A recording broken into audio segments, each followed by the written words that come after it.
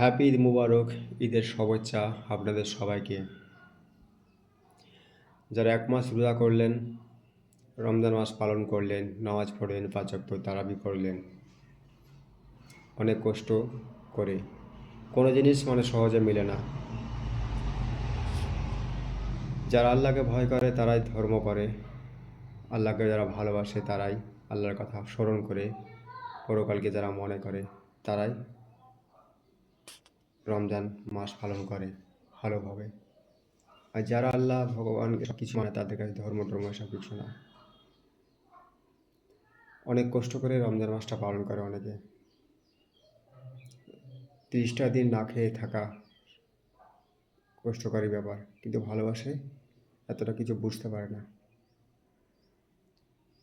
এই রমজান মাস চলে গেলে অন্য সময় একটা দিন না খেয়ে থাকতে পারা যায় না, শরীর চলবে না, কিন্তু এখন কোনো ব্যাপার হয় না। অনেক মানুষ আছে দেখতে পাচ্ছি ব্যবসা করে কোনোদিন 1টার আগে খায় না, তবু তারা রমজান মাসে আর 4টে ঘন্টা থাকতে পারে না, 1টা অবধি শুকিতে থাকছে না খেয়ে। তো বন্ধুরা, ঈদের শুভেচ্ছা রইল আপনাদের সবাইকে। তো ভালোভাবে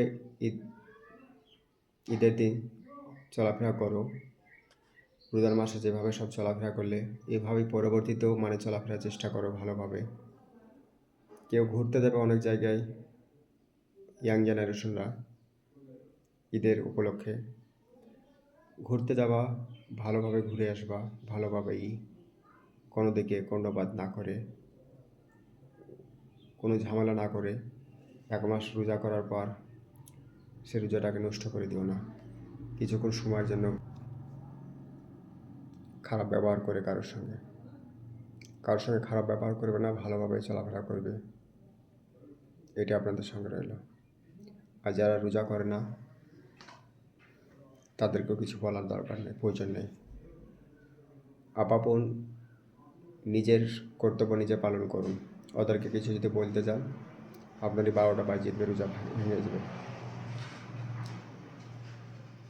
তো ভিডিওটা সবাইকে শেয়ার করুন, আমার চ্যানেলটিকে অবশ্যই সাবস্ক্রাইব করুন। ভালো থাকুন।